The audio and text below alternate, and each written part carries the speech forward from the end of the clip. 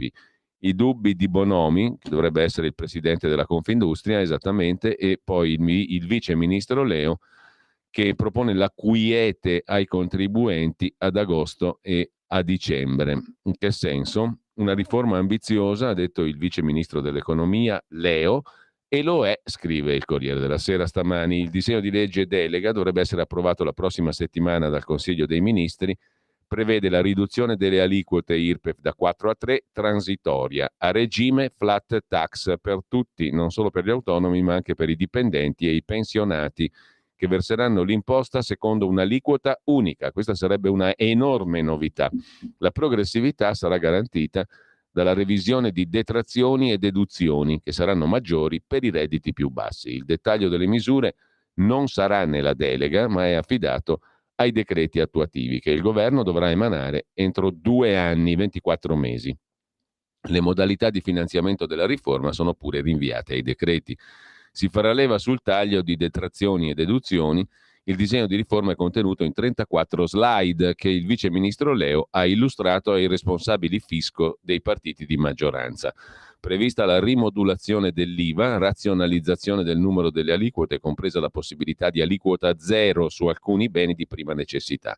L'imposta sulle imprese, l'IRAP, verrà gradualmente abolita con priorità per società di persone, studi associati, società tra professionisti, e sostituita con una sovraimposta corrispondente, con base imponibile corrispondente a quella dell'IRES, l'imposta sulle società. Quest'ultima potrà ridursi fino al 15% per le imprese che investono e assumono. Sul fronte dei rapporti con i contribuenti non saranno previsti adempimenti, quindi la quiete, dice il vice ministro Leo, ad agosto e a dicembre. Così sul Corriere della Sera, che poi intervista il direttore dell'Agenzia delle Entrate, Ernesto Maria Ruffini. Incassi per 20 miliardi dal recupero dell'evasione, via i controlli incrociati dopo l'ok alle verifiche con l'anagrafe finanziaria. Record di incassi da recupero di evasione, 20 miliardi, è il risultato più alto di sempre, dice il direttore dell'Agenzia delle Entrate. Ben 19 sono frutto di attività ordinaria, solo 1,2 di misure come le rottamazioni. Abbiamo bloccato 9 miliardi di euro di bonus di crediti inesistenti che altrimenti sarebbero stati sottratti alle casse dello Stato. Altra novità, l'assunzione di 11.000 colleghi entro il 2024, dopo che l'organico era sceso a poco più di 27.000. Insomma, risultatoni, dice il presidente.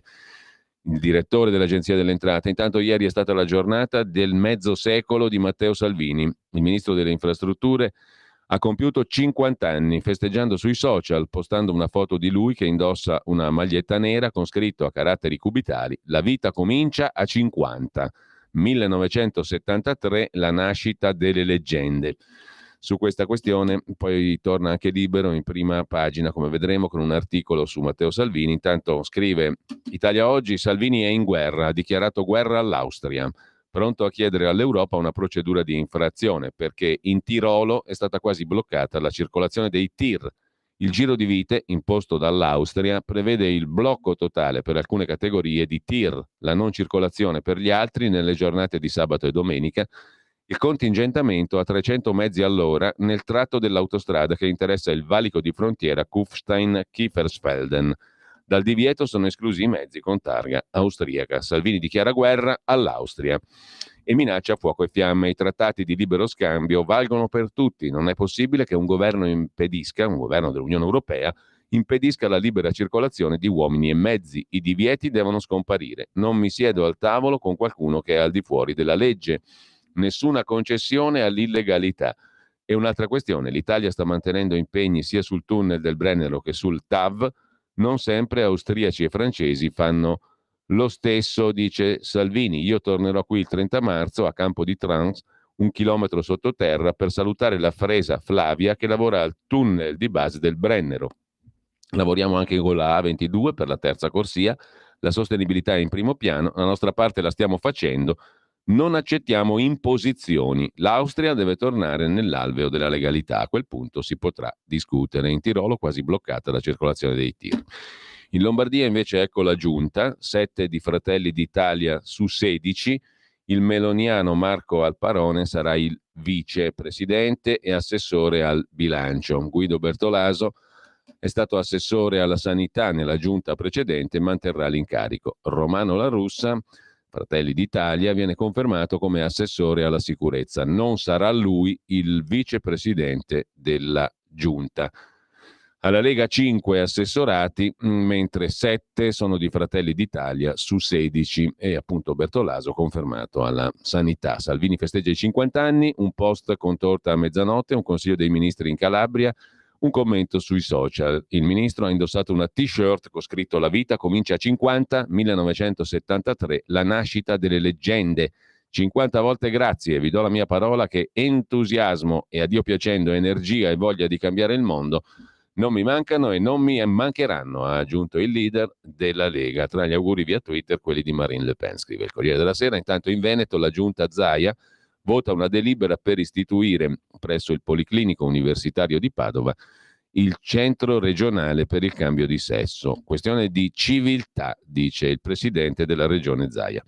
Mentre per quanto concerne ancora la giunta, su Libero c'è un focus sulla giunta Fontana, squadra e deleghe del Fontana bis, Bertolaso tecnico alla sanità che non è scorporata, Alparone la spunta sulla Russa, assessore alla sicurezza e diventa vicepresidente, ballottaggio tra Magoni e Caruso per la poltrona di assessore alla cultura. Poi vediamo più in dettaglio anche sul Corriere della Sera in cronaca lombarda le nomine le nomine di giunta. Comunque Marco Alparone, assessore al bilancio e vicepresidente, Romano La Russa che rimane assessore alla sicurezza, poi ancora Franco Lucente, capogruppo di Fratelli d'Italia nella precedente legislatura, nato a Catanzaro nel 75, carriera politica a Milano. Nella passata legislatura è stato primo firmatario di proposte di legge per la tutela dei cittadini dalle conseguenze del consumo di alcolici. In giunta Barbara Mazzali, nuovo assessore regionale al turismo, e poi Paolo Franco, assessore regionale alla casa e via dicendo, ma lo vedremo i nomi più in dettaglio. Intanto, a proposito di fatti di ieri, il debutto del nuovo portavoce del Presidente del Consiglio, Mario Secchi, come volevasi dimostrare, scrive Dago Spia, l'esordio del capo ufficio stampa di Giorgia Meloni, il già direttore dell'agenzia di stampa dell'ENI, l'agenzia AGI, Mario Secchi, durante la conferenza stampa a Cutro è stato un ego disastro. Toglie la parola, Secchi zittisce i giornalisti e non si rende conto che la sua voce si confonde con quella dei ministri e della Meloni. Su Twitter la performance non passa inosservata. È stato un disastro umano e comunicativo, commenta Stefano Feltri, direttore del Domani. Sembra che Giorgia Meloni l'abbia assunto per evitare che i giornalisti facciano domande. La Premier scazza con i cronisti, Secchi interviene, lei lo fulmina. Scusa Mario, e prende la parola. Un debutto così così, quello di Secchi. Tornando invece appunto alla giunta lombarda, la nuova giunta, 16 assessori nominati dopo una notte di estenuanti trattative, oggi la presentazione. Abbiamo detto Alparone, la spunta sulla Russa, sarà vicepresidente oltre che assessore al bilancio. Riconfermato Bertolaso alla sanità, la bergamasca Claudia Terzi della Lega perde i trasporti, va alle infrastrutture, allo sviluppo economico riconfermato il leghista Guido Guidesi e poi la Russa riconfermato alla sicurezza, Romano, la Russa, la bresciana Simona Tironi, Forza Italia, istruzione, formazione e lavoro, Gianluca Comazzi, Forza Italia, territorio e parchi, Elena Lucchini, Lega riconfermata alla famiglia, sintetizza il Corriere della Sera, e poi Francesca Caruso, Fratelli d'Italia, già assessore a Gallarate, alla cultura, agli enti locali Massimo Sertori, Lega, eletto a Sondrio, ai trasporti il citato Franco Lucente, già sindaco di Tribbiano, all'agricoltura, caccia e pesca il mantovano Beduschi, Fratelli d'Italia, la bresciana di Fratelli d'Italia Barbara Mazzali al turismo, il bergamasco Paolo Franco, Fratelli d'Italia alla casa, il comasco Alessandro Fermi, ex presidente del Consiglio regionale all'Università e Lega, Giacomo Cosentino, lista Fontana all'ambiente. Così la giunta Fontana, mentre lasciamo si vergogna Feltri, ha fatto un tweet Vittorio Feltri perché è sua amica contro l'esclusione di Rizzoli. Se fossi un dirigente politico mi vergognerei di voler escludere Melania Rizzoli, che è stata la migliore, oltre che l'amica di Feltri. Ma in ogni caso, a proposito di notiziole, poi andiamo alle prime pagine, il banana Berlusconi, scrive Dago Spia, ritraendo il tutto da ADN Kronos, è stato incartato per bene. In che cosa? Berlusconi si era opposto fino all'ultimo alla vendita de Il Giornale, spalleggiato da Gianni Letta, che non voleva che Berlusconi si privasse di un megafono per Forza Italia. Ma Pier Silvio e Marina hanno costretto Silvio a liberarsi dalla zavorra del Giornale, che perde tipo 8 milioni di euro all'anno, giù di lì. Ora gli Angelucci, che oltre a Libero puntano anche alla verità, possono monopolizzare la stampa di destra, influenzando Salvini e Meloni. Paolo Berlusconi ha dichiarato che per la vendita del giornale c'è un accordo ormai consolidato con gli Angelucci, ha detto alla DN Kronos il fratello di Silvio Berlusconi e proprietario del giornale. Confermata quindi la chiusura della trattativa. Il giornale andrà nelle mani della famiglia Angelucci, imprenditori nell'ambito delle cliniche private, già editori di Libero e Il Tempo. Il capostipite è deputato della Lega. Abbiamo interesse a rimanere in partecipazione consistente, in assoluto accordo con i signori Angelucci, ha aggiunto Paolo Berlusconi. Da parte mia c'è un legame affettivo, ho deciso, anche per aderire a un desiderio di mio fratello Silvio, dovuto soprattutto all'affetto che lui nutre per il giornale che ha salvato e mi ha passato nel tempo, di partecipare con una quota di minoranza. Devo dire, ha aggiunto ancora Paolo Berlusconi, che i signori Angelucci sono stati molto signori nell'aderire a questa nostra istanza, dopo che ci eravamo impegnati per un acquisto che poteva essere totalitario. Non è vero che ci sarebbero state incomprensioni in famiglia, ho visto un po' di gossip, niente di tutto questo è vero, queste cose non mi riguardano, la maggioranza è di mia proprietà, ha detto Paolo Berlusconi, sono io che decido, ma essendo il rapporto con mio fratello molto intenso, sono sempre molto sensibile ai suoi desideri. Anche su Repubblica c'è un pezzo di Concetto Vecchio su Angelucci, il collezionista, il giornale, dopo Tempo e Libero, la stampa meloniana si fa network. Antonio Angelucci compra giornali, dopo Libero e Il Tempo, il giornale di Silvio Berlusconi che ha provato a resistere. Quella era una sua creatura fin dal 77, quando sborsò i soldi per salvare il giornale dell'allora direttore mito Indro Montanelli. Per la vendita c'è un accordo consolidato con gli Angelucci, ha detto ieri Paolo Berlusconi, 70% Angelucci, 30% Berlusconi. Scacco matto, scrive Repubblica stamani. Il comitato di redazione l'ha comunicato ai 50 giornalisti. Il passaggio avverrà entro giugno. In redazione si parla di perdite annue pari a 4 milioni di euro. Chi diceva 8, comunque troppi per la famiglia. Prima della pandemia era stata chiusa la redazione di Roma de Il Giornale. Cosa se ne fa Angelucci di un terzo quotidiano d'area? Cantano tutti nel coro del centrodestra. Il giornale, diretto da Minzolini da 2 anni, in realtà seguiva uno spartito diverso, le aveva cantate ai Novax. Giorgia Meloni in privato si è lamentata spesso per l'eccesso di autonomia filo Forza Italia de Il Giornale. A Palazzo Chigi avevano fatto uno studio sui pezzi giungendo alla conclusione che fossero addirittura tra i più ostili. Quelli che venivano intervistati di più erano i forzisti Mulè e Ronzulli, cioè quelli che erano contro Meloni. Ma l'ambizione di Angelucci è più vasta, punta a un polo editoriale meloniano, Meloni News, scrive Repubblica. Il sogno è aggiungere l'acquisto de La Verità di Belpietro, che in questi anni, con un mix di scoop e spregiudicatezza culturale, ha rappresentato la voce più di successo della nuova destra. Ha perso l'11% di copie, però nell'ultimo mese sta cominciando a scendere. Il disegno consisterebbe nell'acquisirne il possesso e lasciare al suo posto il fondatore Belpietro. Belpietro ha smentito. Anche con Berlusconi la trattativa è stata lunga. Cosa muove Don Antonio Angelucci, il re delle cliniche private a Roma, da 15 anni in Parlamento, oggi deputato della Lega? I giornali come biglietto da visita per entrare nei salotti buoni. Fanno gola agli affari della sanità in Lombardia, quelli del Lazio sono già sotto controllo, scrive Repubblica. Tutta l'operazione scommette sulla lunga permanenza di Giorgia Meloni al potere. A sua volta Meloni ha capito che la carta stampata ha ancora il suo peso nella formazione della pubblica opinione. Al giornale ci aveva fatto un pensierino anche Urbano Cairo, proprietario del Corriere della Sera, che se lo voleva comprare il giornale di Berlusconi. Minzolini rimarrà direttore? Molti puntano sul suo abbandono. Il diretto interessato ha raccontato a un amico che lui fa il giornalista dai tempi del congresso del preambolo democristiano del 1980, era un giovanissimo cronista, aveva appena recitato anche in Ecce Bombo di Nanni Moretti. Come per dire, ho una certa età, ne ho viste tante. A 64 anni Minzolini. Berlusconi lo volle alla direzione del TG1.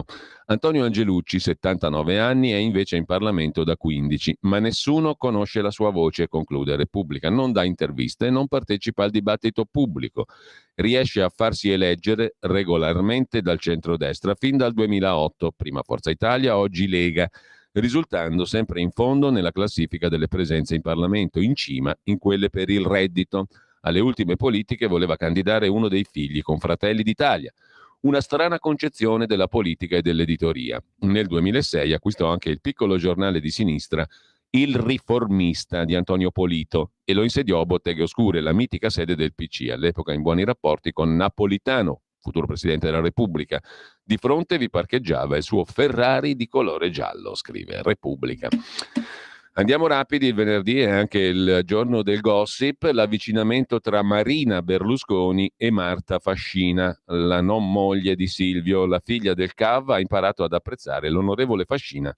Alla Cainana, cioè la figlia di Berlusconi, Marina, è piaciuta l'intraprendenza della bionda di Portici contro Licia Ronzulli.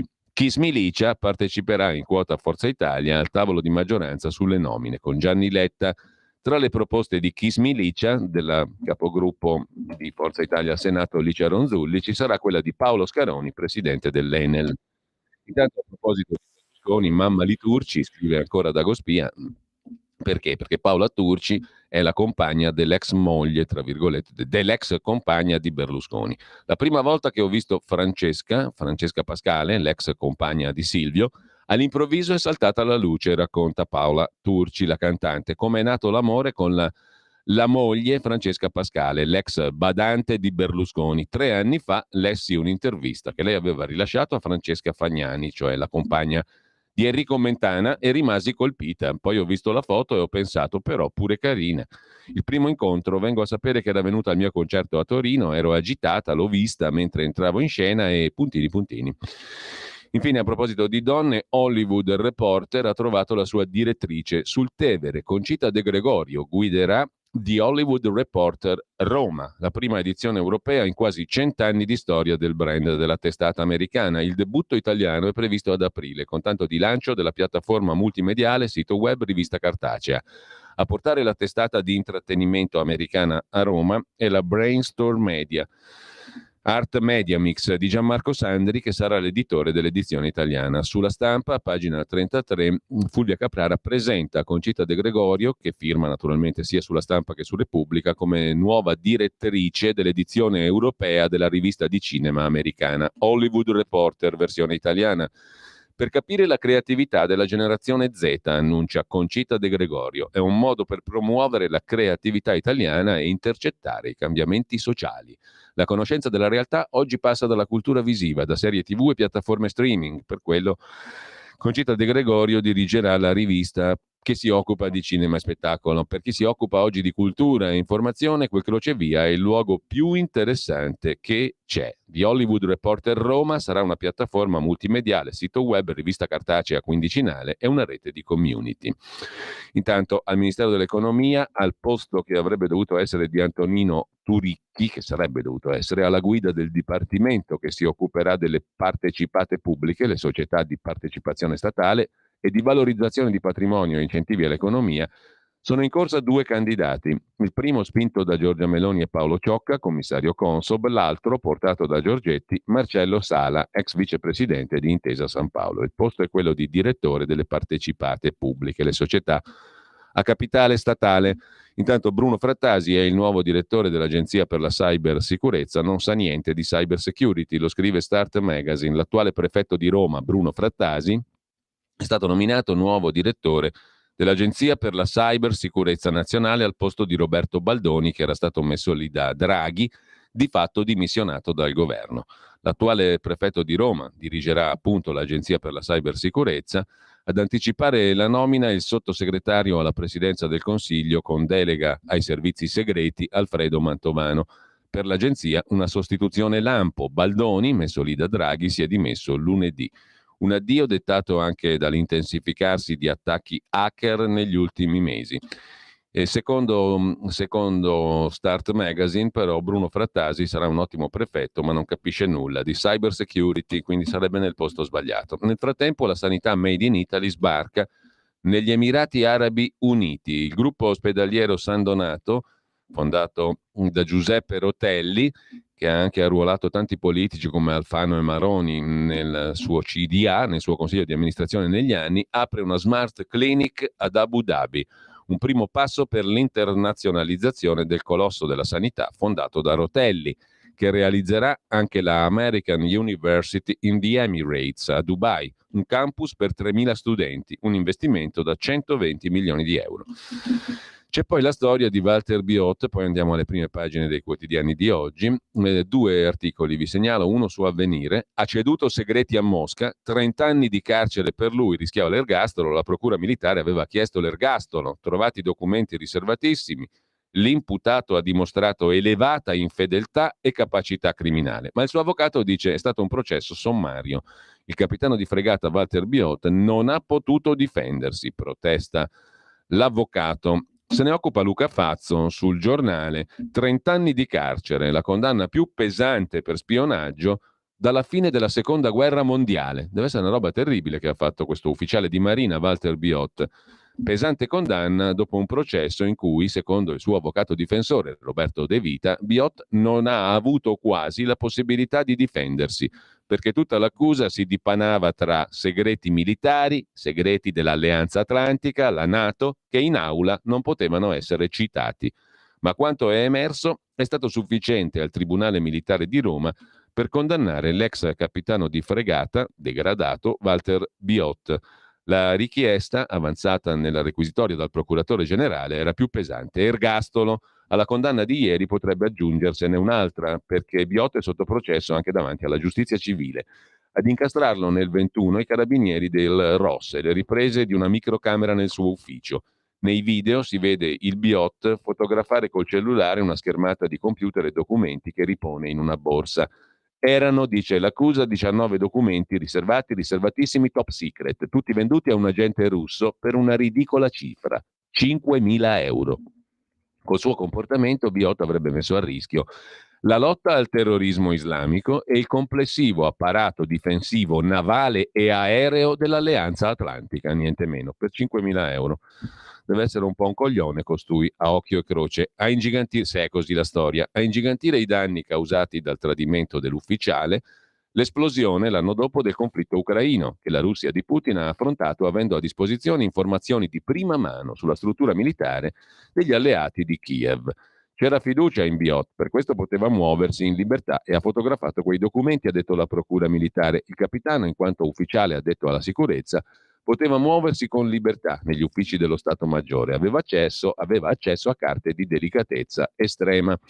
Quasi inesplorato il meccanismo mentale che ha portato l'ufficiale Biot a vendersi ai russi per un compenso ridicolo.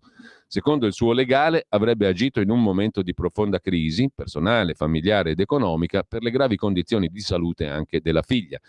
I documenti consegnati ai russi, sempre secondo il difensore, non hanno messo in alcun modo a repentaglio la sicurezza dello Stato, versione non condivisa dai giudici, che avevano confermato il suo arresto e lo avevano dipinto come un traditore senza scrupoli estremamente pericoloso. La sua attività in favore della Russia non era né sporadica né isolata. Così racconta Luca Fazzo sul Giornale. Una curiosità, poi andiamo ai titoli. Il vero sindaco di Don Camillo non era Peppone, ma è morto ieri a 102 anni, in quel di Brescello, Reggio Emilia. Da socialista sfidò il no del Partito Comunista Italiano e trasformò Brescello in un set. È morto a 102 anni, si chiamava Afro Bettati, il sindaco che nel 1951 aprì le porte alla produzione del film di Don Camillo e Peppone. I comunisti boicottavano le riprese, ma il comune invitava la gente a collaborare con la troupe. Era un socialista questo sindaco non comunista, è morto a 102 anni.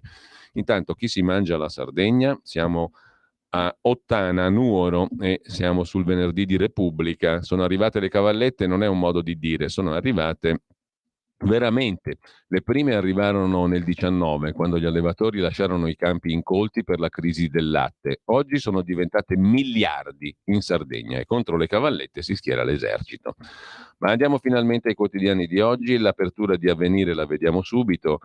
Più braccia che persone, scrive il quotidiano di ispirazione cattolica sulla questione del Consiglio dei Ministri, il nuovo decreto sull'immigrazione, passa la linea Salvini-Piantedosi. Il governo amplia gli ingressi dei lavoratori, ma sono più braccia che persone perché vuole abolire la protezione speciale alle persone bisognose di protezione umanitaria e c'è una spinta alle espulsioni, promessa una lotta dura ai trafficanti con un reato internazionale e pene fino a 30 anni per gli scafisti in caso di vittime.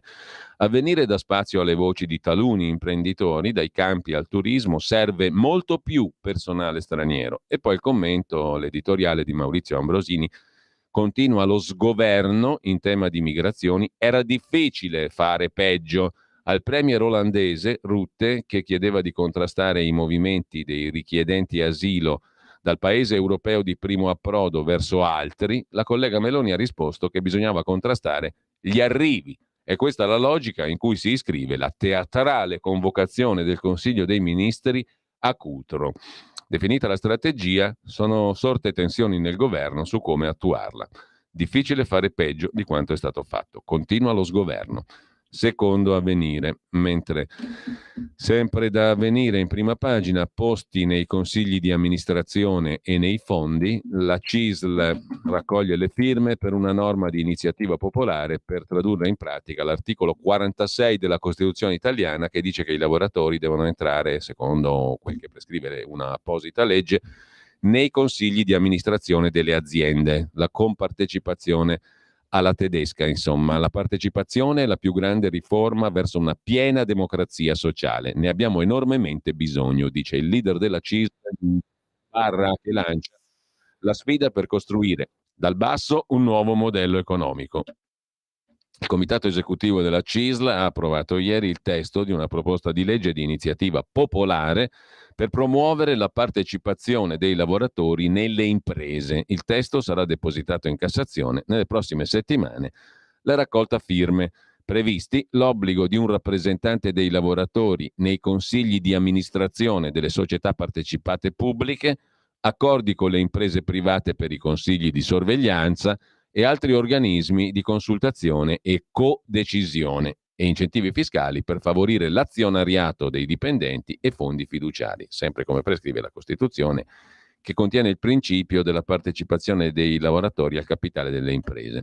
Il tutto ha un sapore post-bellico. Germania, economia sociale di mercato, post-bellico in Germania, perché la Germania fu il teatro della compartecipazione, della codecisione, Mitbestimmung in tedesco, appunto la partecipazione dei lavoratori alla gestione delle imprese. Ma lasciamo il tema, andiamo a vedere anche molto rapidamente il Corriere della Sera, dove c'è l'articolo di Walter Veltroni in apertura, l'editoriale, le scene di declino e le nostre città da curare. Dopodiché scafisti, pene fino a 30 anni, titola il Corriere sul decreto immigrazione del governo, critiche a Piantedosi, a Cutro, lanci di peluche. 7 paesi contro l'Italia. Rispettate il trattato di Dublino, chiedono i 7 paesi, cioè tenete voi gli immigrati che arrivano, non permettete in nessun modo che arrivino da noi. La Premier inviterà a Roma i parenti delle vittime del naufragio. Di spalla però c'è il volto di Gaspare Spatuzza, autore delle stragi di mafia 92-93, condannato all'ergastolo per le bombe degli anni 90. Ha riscritto la storia di Cosa Nostra, è libero. Dopo 26 anni, le sue accuse hanno portato anche alla condanna di Messina Denaro per l'attentato a Borsellino. Oggi è un uomo libero. Nel frattempo, pioggia di supermissili su tutta l'Ucraina, la vendetta di Putin e il Papa Francesco. Potrei lasciare se non fossi lucido. Sono vecchio, se non fossi lucido potrei lasciare perché si governa con la testa, dice il Papa e mette in prima pagina il Corriere della Sera. Il Fatto Quotidiano di Marco Travaglio si occupa in apertura di Giorgia Meloni, gaff e sbrocco, Salvini la frega 2 volte, giornata nera per il Premier, dopo il Consiglio dei Ministri a Cutro, ricostruzioni farlocche, litigo i cronisti, caos sugli immigrati, Dietro front su Crosetto tornano i decreti sicurezza, ha vinto Salvini. La Troica invece, lei ha distrutto le ferrovie della Grecia, è l'austerità che uccide, proteste ad Atene dopo il disastro ferroviario con 57 morti. Nel 2000 la compagnia dei treni aveva 12.500 addetti, nel 21 appena 2.000. Dalla Francia alla Spagna cresce la protesta contro le politiche dei tagli. Marco Lillo si occupa invece del vicepresidente del Consiglio Superiore della Magistratura. Pinelli, ex avvocato di Bianchi, l'uomo di Renzi nella Fondazione Open, potrà giudicare i pubblici ministeri che a loro volta hanno indagato sulla fondazione di Matteo Renzi, la Open. Incompatibilità, scrive Marco Lillo. Renzi ha denunciato i magistrati di Firenze anche al Consiglio Superiore della Magistratura, ma il vicepresidente del CSM, il leghista Pinelli, in passato ha difeso proprio Bianchi, il numero uno della Fondazione Open di Renzi. Matteo Renzi, che aveva detto buon lavoro a Pinelli, era qua nell'ultima udienza, è un bravissimo avvocato. In caso di astensione subentrerebbe Ernesto Carbone, che in passato era nel consiglio direttivo della Big Bang, l'altra fondazione di Matteo Renzi. Intanto nuova sanità, regna Angelucci, torna Gallera, roba da Gattopardi, scrive Il Fatto in prima pagina, perché Gallera potrebbe essere ripescato in Regione Lombardia in virtù delle nomine degli assessori, si vedrà. Angelucci piglia tutto, Gallera ripescato, nel Lazio delega a Rocca, il presidente, pupillo di Angelucci, il RAS di cliniche e giornali di destra, in Lombardia c'è Bertolaso col forzista che entra in consiglio regionale, Gallera. E infine, sempre dalla prima pagina del Fatto di oggi, Gianni Barbacetto, odiare Milano adesso si può, poi lo vediamo meglio. Mentre lasciamo il Fatto andiamo a vedere il Giornale. Caccia agli scafisti è il titolo a tutta pagina, il decreto immigrazione, fino a 30 anni di carcere per i trafficanti, possibilità di arrestarli ovunque in tutto l'universo, ma anche più accoglienza per i profughi. Così sintetizza il Giornale. Giusta direzione, commenta Silvio Berlusconi. Poi c'è Amburgo sotto shock, 7 vittime, un attacco alla chiesa dei testimoni di Geova, morto l'attentatore, scrive il Giornale. La riforma del fisco, si arriverà alla flat tax per tutti. E poi nel nido di Tokamak, dove l'ENI sta testando la fusione. A Boston, negli Stati Uniti, un viaggio nel laboratorio nucleare statunitense con l'obiettivo di costruire la prima centrale a fusione nucleare. Ieri l'ENI ha firmato una partnership con il CFS per portare avanti dei test. Abbiamo visitato, scrive il Giornale, il cantiere del laboratorio a 50 km da Boston, dove dal 2025 il reattore Tokamak inizierà a lavorare, scrive il Giornale. Dal Giornale passiamo al Giorno. Il Giorno mette in apertura il volto, la fotografia di Walter Biot, la condanna a 30 anni dell'ex ufficiale di Marina accusato di spionaggio per aver ceduto per 5.000 euro notizie e documenti classificati a un funzionario dell'ambasciata russa in Italia. La procura aveva chiesto l'ergastolo. L'altro titolo, il pugno di Meloni contro gli scafisti, Fontana che chiude la giunta, alla cultura a sorpresa Caruso, già assessore a Vimercate. Bertolaso, tecnico di tutti, scrive il Quotidiano Nazionale. E poi governo e immigrazione, è passata una linea europeista, è il primo degli editoriali di Raffaele Marmo, una linea europeista più di Salvini. È lungo questo crinale che si muove Giorgia Meloni, aperturista sui flussi e gli ingressi, ma dura con scafisti e clandestini. Il Giano bifronte, diciamo così, della politica migratoria. Mentre il Mattino di Napoli non ha niente di particolarmente interessante stamani, andiamo a vedere il Tempo di Roma. Il Tempo apre con il pugno duro sugli scafisti, il Consiglio dei Ministri a Cutro, pene fino a 30 anni, ripristinati i decreti flussi, tornano le quote di ingresso per i lavoratori regolari e dall'Unione Europea arrivano intanto critiche a Roma. Disatteso il Trattato di Dublino, gli immigrati ve li dovete tenere voi. A proposito di Europa, il Consiglio di Stato boccia la proroga delle concessioni balneari. Di Europa parleremo poi col capogruppo della Lega in Commissione Politiche dell'Unione Europea alla Camera, appunto Stefano Candiani, alle 9. E poi ancora in prima pagina su Il Tempo, i legali di Cospito che si appellano alla Corte Europea dei diritti dell'uomo per il 41 bis il carcere duro, e il fisco che recupera, come abbiamo già visto, 20,2 miliardi di euro dai furbi, incasso boom dalla caccia agli evasori, ripresi anche 10 miliardi di bonus non dovuti. Repubblica apre la sua prima pagina con il governo che si è fermato a Cutro, una citazione letteraria: dal Consiglio dei Ministri nessuna spiegazione sui mancati soccorsi, proteste degli abitanti, 4 personaggi che hanno lanciato peluche, tensioni con i giornalisti. Meloni evita l'omaggio alle bare, poi ci ripensa, i parenti delle vittime a Palazzo Chigi.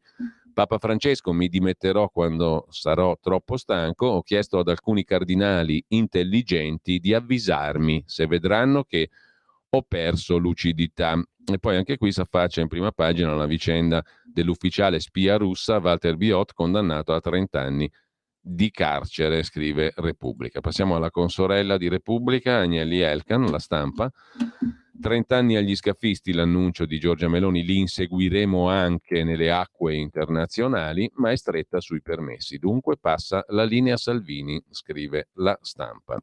Anche qui in primo piano il Papa, le dimissioni possibili, e poi a Amburgo la strage dei testimoni di Geova, 7 i morti, 8 i feriti, caccia agli assassini al plurale. Ma c'è anche spazio per la riforma del fisco, flat tax per tutti, pronta la legge delega, 3 aliquote IRPEF, poi si arriverà appunto alla flat tax per tutti entro la legislatura. Talk show è il titolo del buongiorno di Mattia Feltri. Trovo incantevole il convincimento secondo cui se c'è un problema si inventa un reato e il problema è risolto. Stavolta riguarda gli scafisti che in casi come Cutro saranno imputabili per morte o lesione come conseguenze di delitti in materia di immigrazione clandestina. Questa è l'imputazione nuova. Incantevole, scrive Feltri Junior.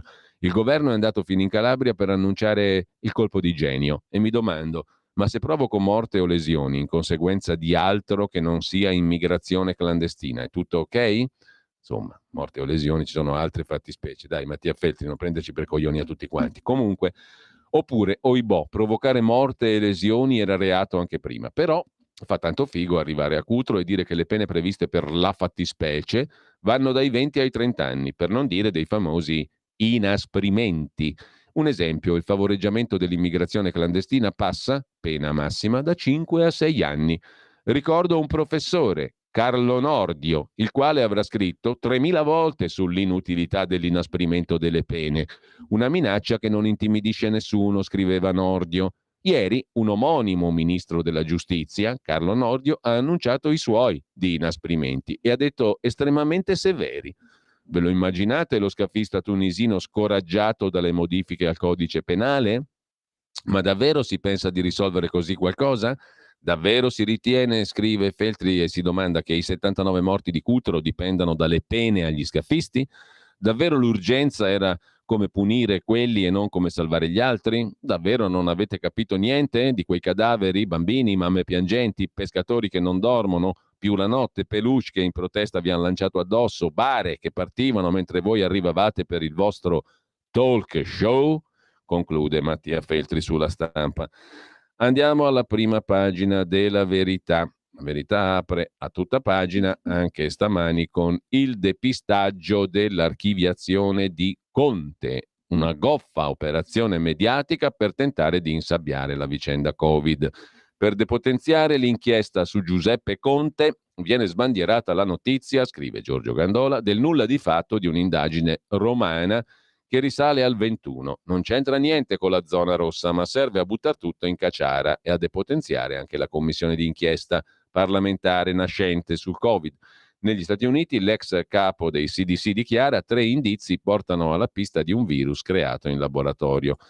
Commenta il direttore Belpietro: Brusaferro, Istituto Superiore Sanità, obbediva al ministro Speranza, forse deve andarsene dopo aver letto le carte di Bergamo. Il governo va a Cutro, riattivati i flussi regolari, linea dura antiscafisti, i 2 punti riassuntivi del decreto immigrazione. Francesco Borgonovo torna sui disastri pandemici, la task force del ministro per i pubblici ministeri era irregolare. A centropagina Claudio Antonelli si occupa delle prime prove di flat tax e di federalismo fiscale, le bozze delle nuove tasse verso il Consiglio dei Ministri settimana prossima. Il modello prevede delle tappe, prima 3 scaglioni, poi la flat tax aliquota unica e rivoluzione delle detrazioni. E sul gettito cresce il ruolo delle regioni, poi vedremo i dettagli. I misteri del Qatar Gate, tra Panzeri e il turco Camuz spunta anche un libanese, esperto di public relation, e poi Carlo Cambi sugli euro deliri in tema di agricoltura. Sono a rischio patate e pomodori. Lo stop a concimi e fertilizzanti, voluto da Bruxelles,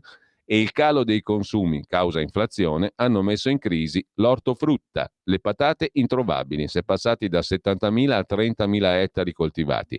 Pomodori merce rara, si è perso l'8,5% della superficie. L'ultima trovata prevede l'etichetta ambientale, disco verde per la polvere di grilli, disco rosso per carne e grana. A chiudere, Elly Schlein, ostaggio dell'assemblea PD, il non segretario Schlein riparte da Ius Soli e compagnia, il pezzo è di Maurizio Belpietro, a chiudere la prima pagina della Verità. Schlein pensa a Ius Soli e nozze gay, ma è ostaggio dell'assemblea del PD. Alle primarie non è stato eletto il segretario, ma i delegati che domenica ratificheranno il voto, e saranno loro a dettare la linea. Hanno votato per Bonaccini, non per lei. Lei promette battaglie LGBT e eutanasia, ma può essere sostituita in ogni momento, cioè è debole perché c'è contro il partito che ha votato per Bonaccini. I nomi dei rappresentanti non sono stati resi pubblici, la maggioranza non è ampia, i militanti denunciano scarsa trasparenza del partito e parlano del rischio di un segretario anatra zoppa, i precedenti con gli addii di Renzi e di Zingaretti. Infine, Marcello Veneziani, che si occupa della guerra che non si ferma finché si continua ad alimentarla. Trattativa subito, reclama Veneziani. Vediamo anche Libero, che apre a tutta pagina: ergastolo per gli scafisti, ecco il decreto migranti, pene fino a 30 anni per i trafficanti di esseri umani, ma chi vuol venire qui regolarmente sarà aiutato. Insomma, salire sui barconi non conviene più. I morti a Cutro, ha detto Meloni, inaccettabile dire che ci siamo voltati. E poi c'è il ritratto di Giuliano Zulin, del leader leghista, i primi 50 anni di Salvini, sorridente in prima pagina. Il suo segreto? Crederci. Lega, social, famiglia. Matteo Salvini ha festeggiato ieri 50 anni a Cutro, Calabria profonda. Oltre 30 anni fa, quando si iscrisse, 17enne, alla Lega Lombarda, probabilmente non avrebbe mai pensato che avrebbe spento tutte quelle candeline a un Consiglio dei Ministri così lontano dalla sua Milano. Generoso, pioniere, schietto.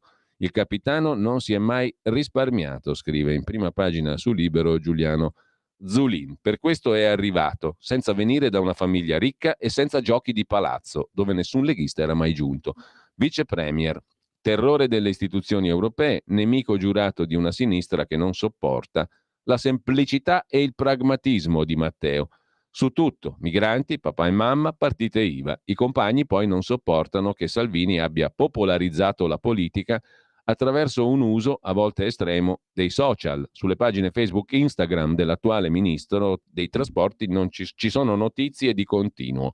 Non si molla mai, fatti e opinioni che fanno impazzire i progressisti.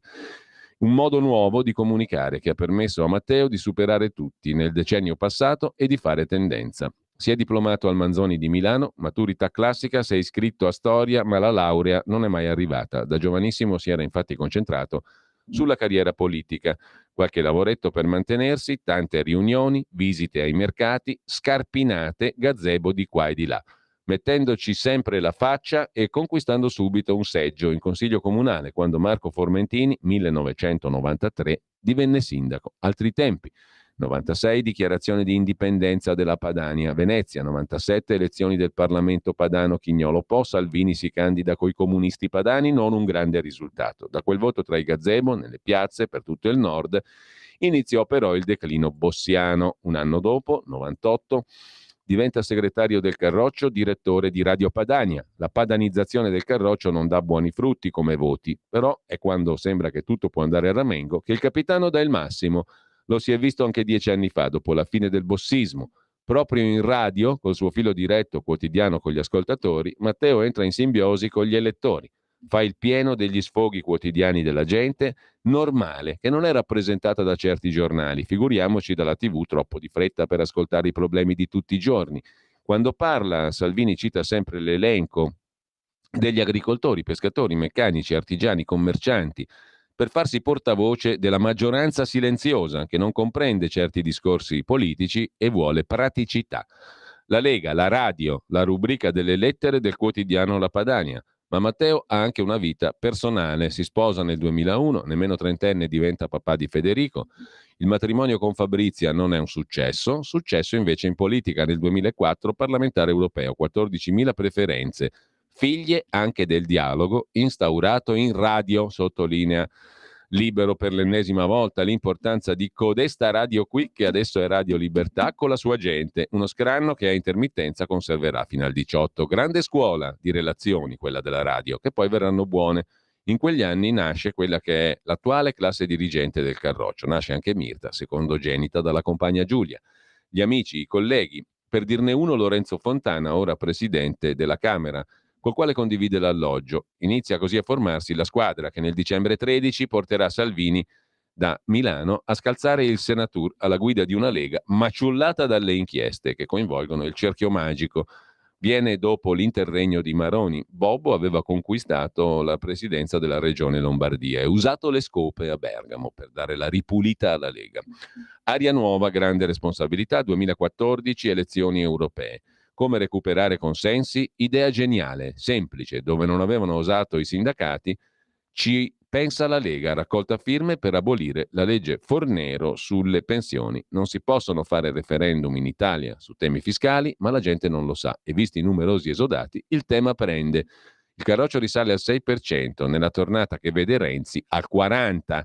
Da quel 6 parte la scalata al potere. Tutto il resto ve lo potete gustare a pagina 11 di Libero. Stornando invece alla prima pagina di Libero, dopo il ritratto di Giuliano Zolin su Salvini, il nuovo BTP che va a ruba, gli italiani hanno fiducia del buono del tesoro, e poi una lunga intervista, tornando alla Lega, di Pietro Senaldi a Durigon, che spiega il nuovo welfare. Andremo tutti in pensione con 41 anni di contributi, dice il sottosegretario leghista Claudio Durigon. Il nuovo welfare, pensione dopo 41 anni di lavoro.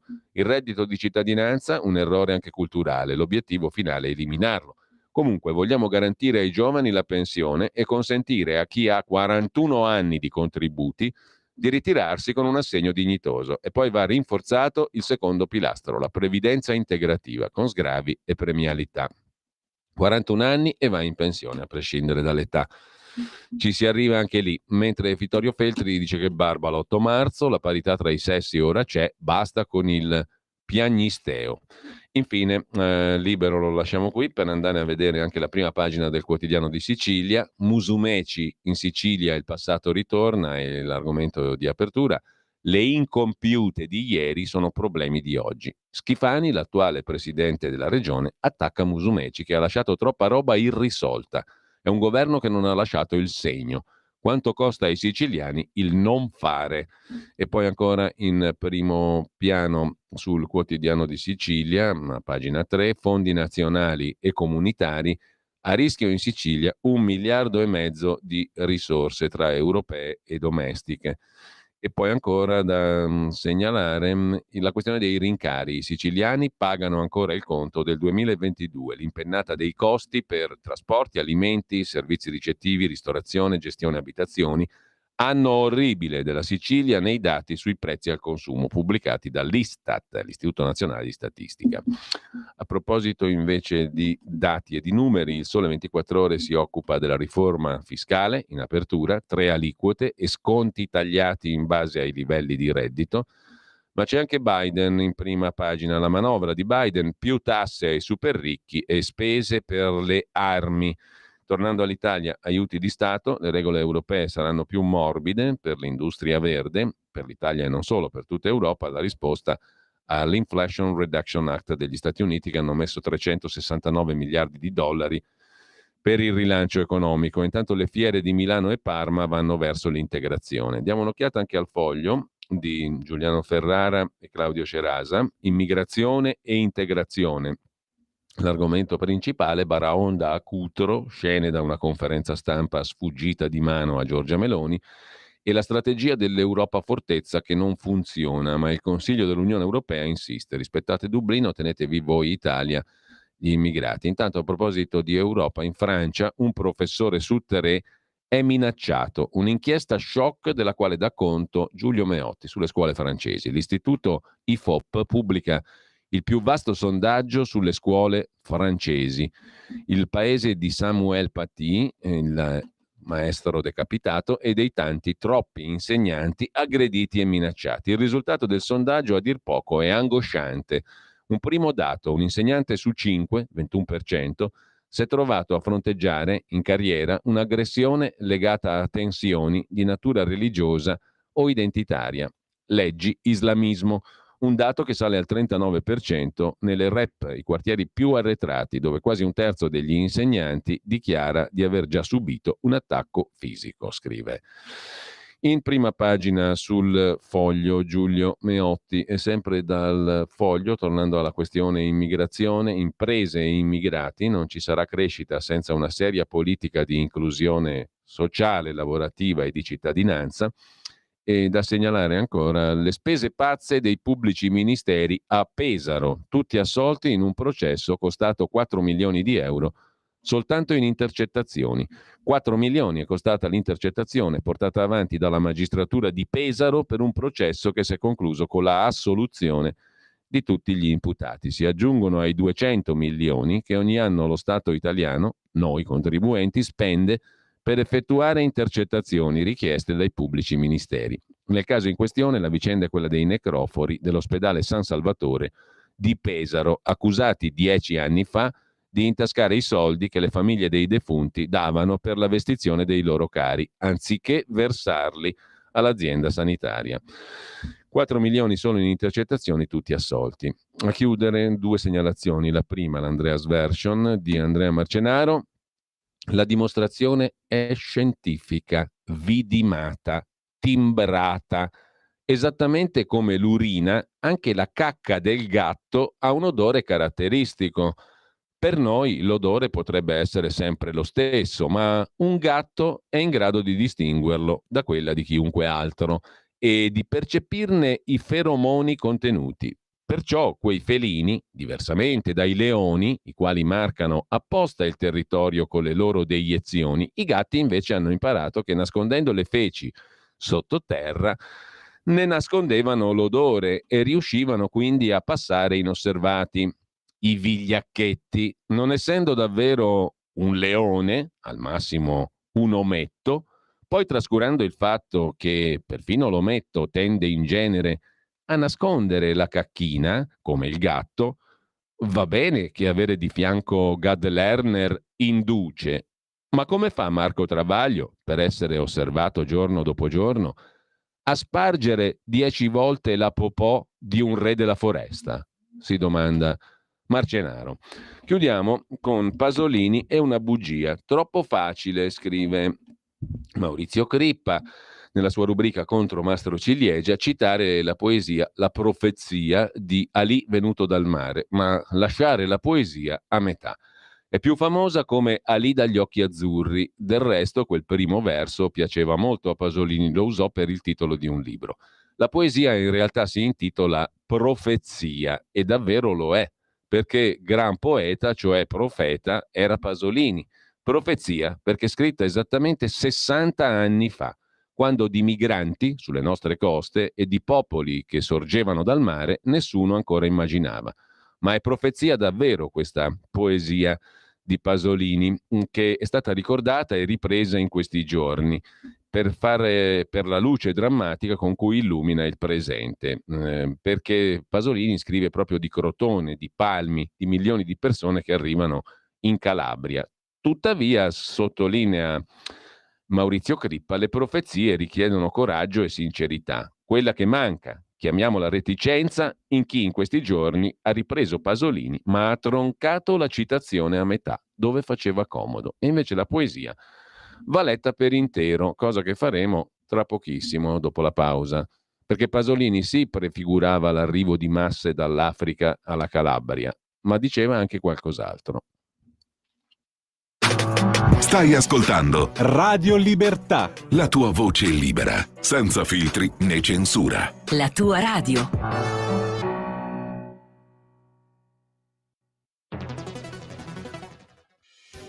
quotidiano di Sicilia, il quotidiano d'Italia, l'informazione che ribalta i luoghi comuni, una vera visione dei fatti, l'Italia vista da sud. Ogni siciliano che vive in Italia e nel mondo è una risorsa, è protagonista della crescita della nostra nazione. Dai forza alla crescita della nostra isola, abbonandoti al QDS digitale più archivio a soli 99 euro annui. Quotidiano di Sicilia, il quotidiano d'Italia, una scelta di valore.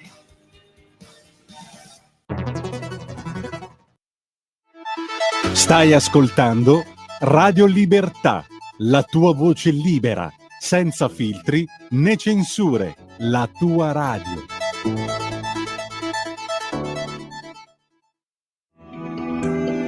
Il meteo.it presenta le previsioni del giorno. Una perturbazione in transito sull'Italia interessa principalmente le nostre regioni centro-meridionali. Temperature stazionarie o in lieve aumento, specie al nord. Nella prima parte della giornata precipitazioni piuttosto diffuse e localmente moderate al centro-sud, specie sui settori tirrenici e sull'Umbria, mentre andrà un po' meglio sulle isole maggiori e sul versante adriatico. Piovaschi inoltre su Lombardia e nord-est. Nel pomeriggio migliora al nord e sulla Toscana, ancora qualche pioggia sparsa al centro e al sud. Per ora è tutto da ilmeteo.it, dove il fa la differenza anche nella nostra app. Una buona giornata da Lorenzo Tedici. Avete ascoltato le previsioni del giorno.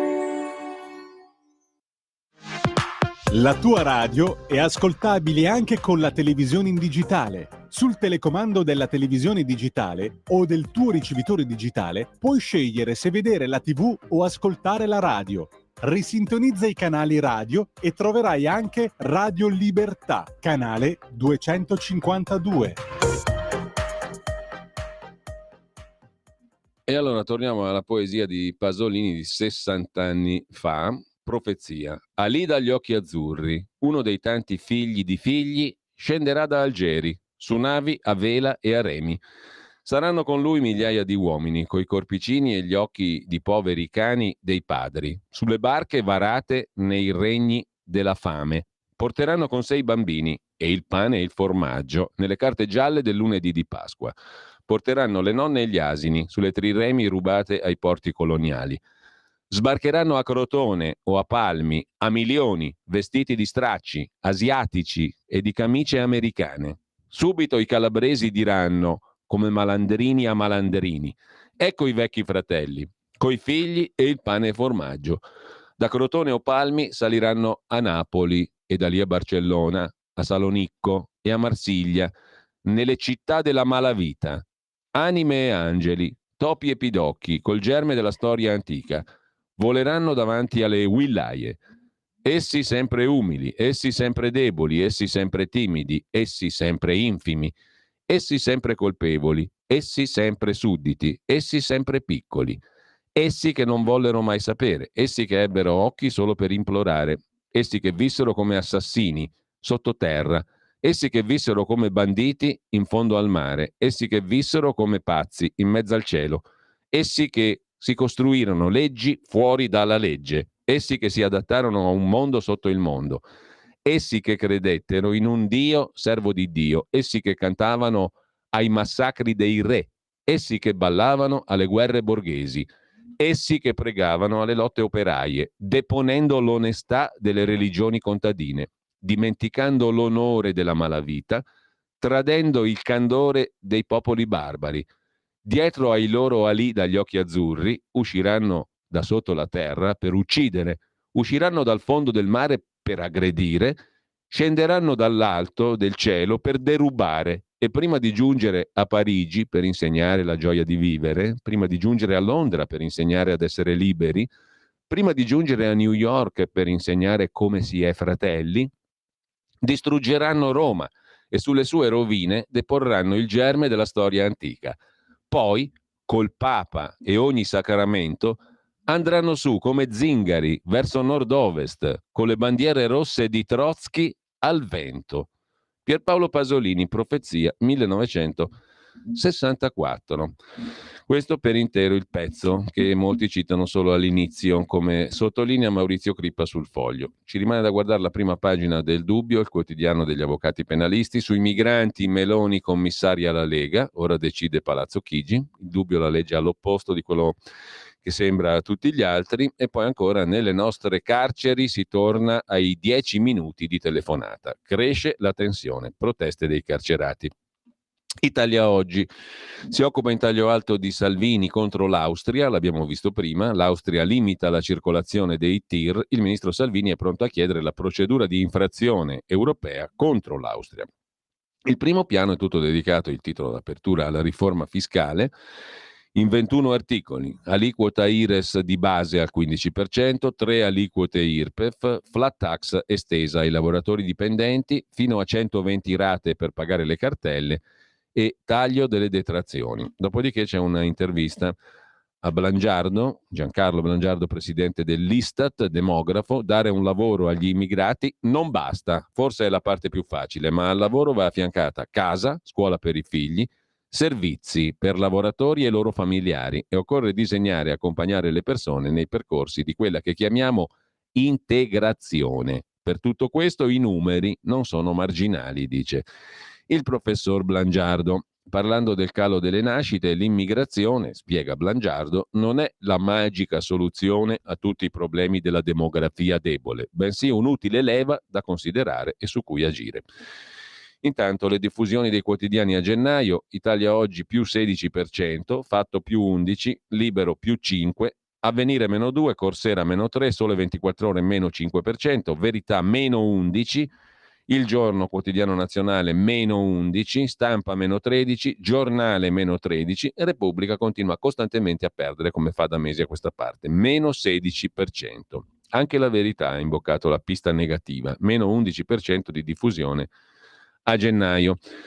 Nel frattempo, vediamo gli articoli principali di oggi. Il quotidiano cattolico Avvenire riassume così i provvedimenti del decreto immigrazione del governo: più ingressi e fino a 30 anni per gli scafisti. Dietro front sull'uso delle navi da guerra, cioè ruolo da chiarire della Marina Militare, accelerazione sui rimpatri, giro di vite contro i trafficanti di uomini con pene più pesanti. Il governo ha varato all'unanimità il decreto migranti, la ricetta per combattere la schiavitù del terzo millennio, ha detto Giorgia Meloni. La novità più consistente è l'introduzione di una nuova fattispecie di reato per chi provoca morte o lesioni come conseguenza di delitti in materia di immigrazione clandestina. La pena in questo caso va dai 20 ai 30 anni di reclusione. Inasprite anche le pene già previste per chi promuove, organizza, finanzia, effettua trasporto di stranieri nel territorio dello Stato. Il crimine sarà perseguito anche se commesso fuori dai confini nazionali, perché è un reato universale, ha detto Meloni, del quale sono responsabili gli scafisti e anche quelli che ci sono dietro. Il metodo cambia totalmente l'approccio del governo. L'allargamento della competenza italiana, prevista dal decreto, non invade la giurisdizione di altri stati, ha detto il ministro Nordio, perché si applica in acque che non sono sotto la competenza di nessuno. C'è poi il capitolo che riguarda le persone che sono già entrate nel paese, illustrato dal ministro Piantedosi. Primo punto: semplificazione e accelerazione del nulla osta al lavoro, con il quale si intende venire incontro alle esigenze di aziende e richiedenti. Misura alla quale viene affiancata l'estensione di un anno della durata del permesso di soggiorno in rinnovo. Al primo biennio seguirà un triennio. Si arriverà così ai 5 anni necessari per richiedere il permesso di lungo soggiornante. Tutto questo senza ridurre i controlli sul mantenimento dei requisiti.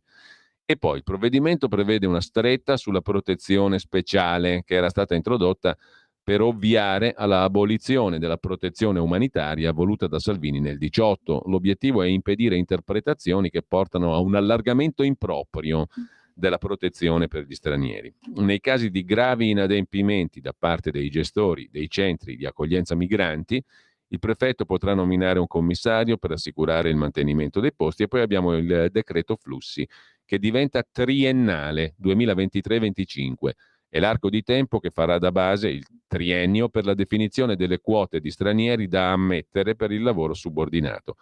In via preferenziale le quote saranno assegnate ai lavoratori di stati che promuovono per i propri cittadini campagne sui rischi per l'incolumità personale derivanti dai traffici migratori irregolari. Non è chiaro se il numero di migranti ammessi verrà fissato a 100.000 unità, comunque cifra inferiore rispetto alle richieste del mondo produttivo. Infine c'è un giallo, scrive Avvenire, sull'impiego dei mezzi della Marina Militare per attività di sorveglianza. In un primo momento pareva dovesse essere chiamata in causa la Marina in aiuto alle operazioni di sorveglianza, ipotesi smentita dal ministro Crosetto. Meloni ha ammesso che lo stesso ministro l'aveva proposta per poi ritirarla. Così Avvenire sintetizza. Intanto ve la dico velocemente. Già alle 8.40 bisogna combattere le migrazioni di massa.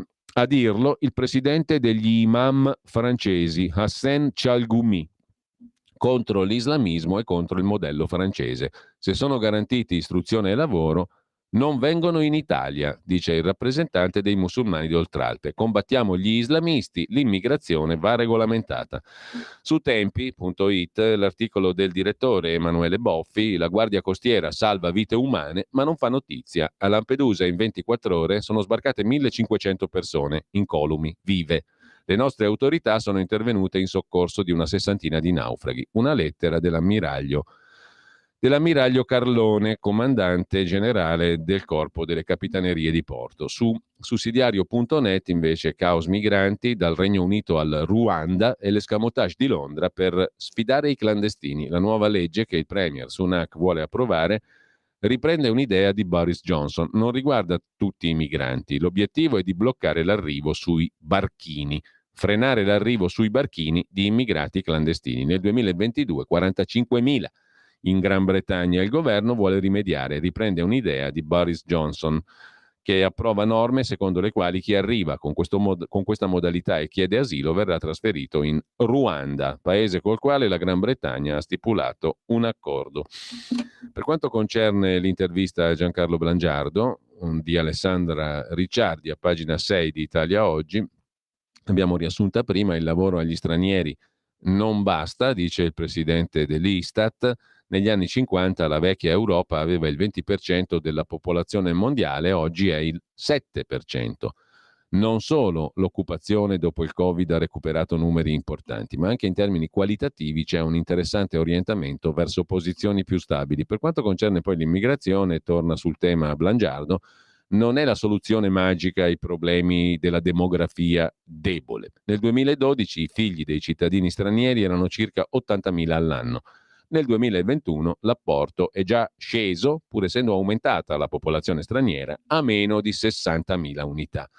L'innovazione tecnologica e l'aumento di produttività costituirebbero la via più auspicabile per garantire livelli di risorse e qualità della vita a una popolazione che avrà sempre più necessità di pensioni e sanità, essendo anziana, e inevitabilmente sarà sempre più costosa. Per quanto riguarda il modello inglese di immigrazione, ne scriveva ieri, dicevamo, Stefano Magni, l'abbiamo solo citato: nel Regno Unito il governo di Rishi Sunak, scrive Magni su Atlantico Quotidiano, ha demolito un mito, quello secondo cui l'immigrazione è inarrestabile. La nuova legge prevede infatti che tutti gli immigrati sprovvisti, cioè privi di documenti, saranno respinti. Tutto qui, semplicemente tutto qui. La norma avrà un effetto retroattivo. Tutti gli immigrati illegali entrati dopo il 7 marzo, data dell'annuncio pubblico, saranno passibili di espulsione. Uniche eccezioni i minorenni e coloro che versano in condizioni fisiche gravi. Gli adulti sani, se privi di documenti, non avranno diritto di chiedere asilo politico e saranno mandati prima di tutto in Ruanda, che ha già stipulato un accordo con l'allora premier Boris Johnson nel 22, o in altri paesi terzi che concorderanno con Londra una politica di respingimenti, previa dimostrazione che siano paesi sicuri, non in guerra, in grado di assicurare i diritti fondamentali ai richiedenti asilo. L'opposizione britannica sta usando argomenti che conosciamo in Italia, invoca l'ospitalità che Londra diede ai dissidenti di tutto il mondo nel corso degli ultimi 2 secoli, il diritto internazionale, la Convenzione di Ginevra, ma il governo britannico sul piano giuridico non ha nulla da farsi perdonare.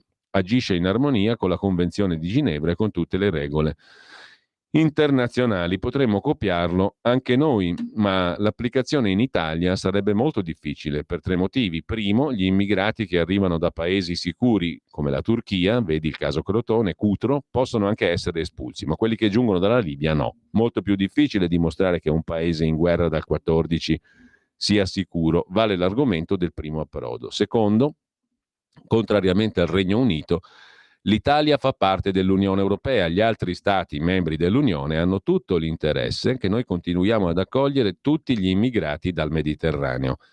Nell'ultimo decennio l'Italia si è presa questo incarico. Il terzo motivo è culturale. La Gran Bretagna ha sempre basato la sopravvivenza sulla difesa delle coste, non ha mai disdegnato l'immigrazione o l'asilo, purché reale. La frontiera non è mai stata delegata all'Unione Europea. La cultura politica italiana invece è convinta che l'Italia sia un ponte fra Mediterraneo ed Europa.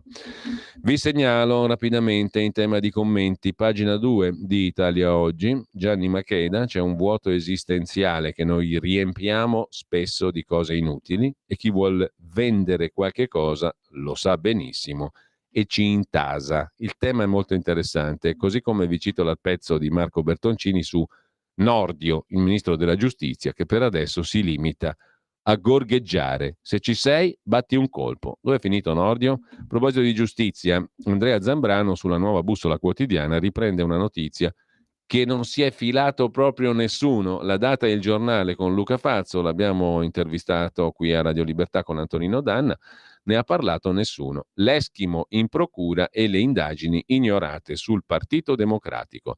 Le parole dell'ex pubblico ministero dell'inchiesta di 'Ndrangheta Emilia Pennisi fanno tremare il PD. Le sue indagini sulle infiltrazioni tra 'Ndrangheta e politica con coinvolgimento del Partito Democratico vennero accantonate. Alla Bussola Quotidiana, conferma l'ex magistrato, erano pronte le richieste di custodia cautelare, ma andò avanti la linea del pubblico ministero Mescolini, che non era esperto di mafia e da procuratore fu trasferito per amicizia e incompatibilità, amicizia col Partito Democratico. Insomma, le indagini di 'Ndrangheta che riguardavano il PD furono bloccate dal PM amico.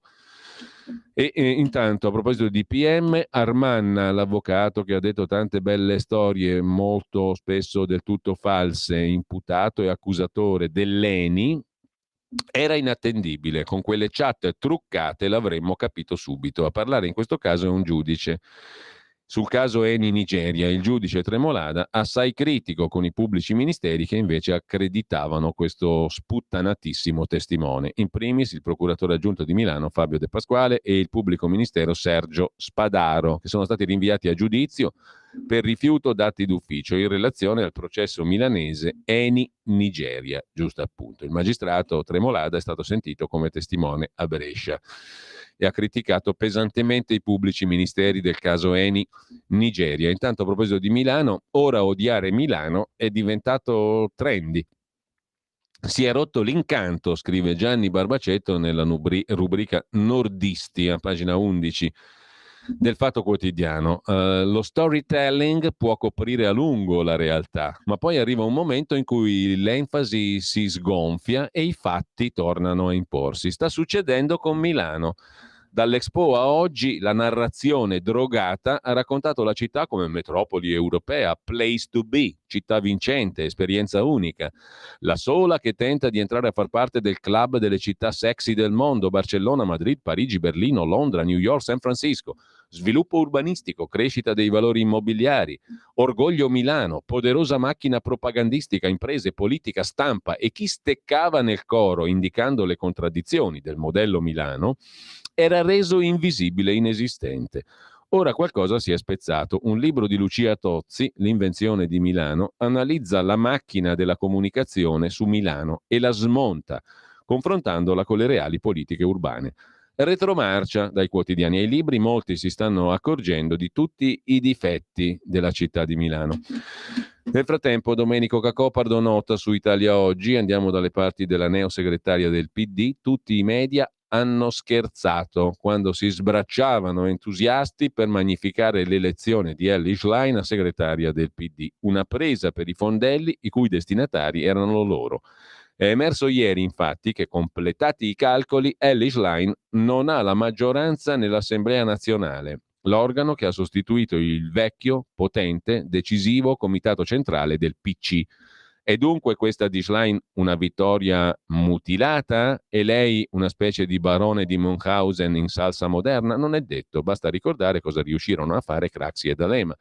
Ora la situazione dell'Assemblea nazionale del PD dimostra il vecchio, reazionario, adusato detto di Giuseppe Tomasi di Lampedusa. Bisogna cambiare tutto affinché nulla cambi, scrive Domenico Cacopardo su Italia Oggi. Alla fin dei conti tutti i vecchi cacicchi, i piccoli ras, i potentati maggiori e minori che si sono tenuti ben defilati in queste settimane di trionfale retorica erano lì acquattati e affilavano i loro denti, scrive Cacopardo su Italia Oggi. Della CISL che lancia la raccolta firme per la partecipazione dei lavoratori nelle imprese abbiamo già sommariamente detto, ma per più dettagli pagina 8 di Avvenire.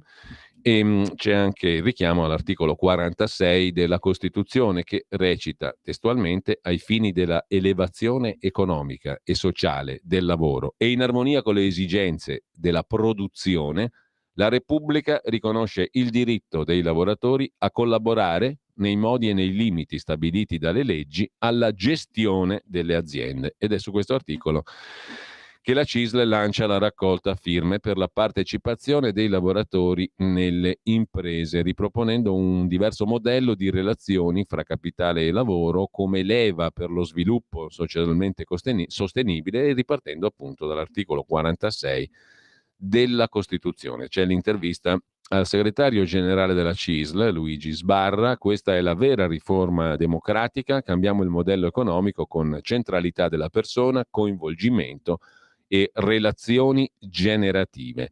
Il dialogo col governo deve decidere se vuole confrontarsi davvero. Intanto, sempre rimanendo alle notizie di oggi, l'abbiamo data prima velocemente, l'ENI in America per la fusione nucleare sarebbe l'energia infinita. Entro il 2030, nei pressi di Boston, se ne occupa anche il Quotidiano Nazionale con Alessandro Farrugia, pagina 14, nascerà nei pressi di Boston appunto entro il 2030 lo stabilimento della CTS, Commonwealth Fusion System, di cui il colosso italiano Eni è partner. Dice Descalzi, l'amministratore dell'Eni, questo è il vero futuro della transizione ecologica, l'impatto geopolitico sarà enorme. Nel dicembre scorso il Dipartimento statunitense dell'Energia ha annunciato che gli scienziati sono stati in grado per la prima volta nella storia di produrre una reazione di fusione nucleare che genera più energia di quella necessaria per innescarla. La scoperta è avvenuta in California.